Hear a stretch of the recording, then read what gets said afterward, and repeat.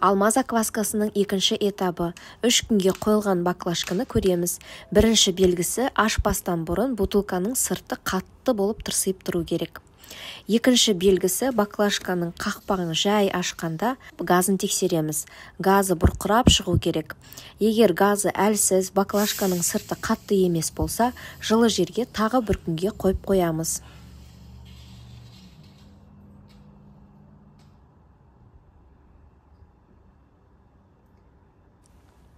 Егер 2 белгісін байқасаңыз, екінші этапқа өтеміз. Ол үшін алманың 150 грамм суына 150 грамм бидай ұнын қосып, араластырып 1 литрлік банкеге салып, қақпағын жауып жылы жерге қойып қоямыз.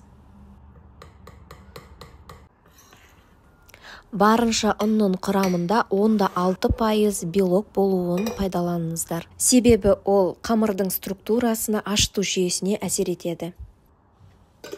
Дайын болған массаны жылы жерге орап қоямыз.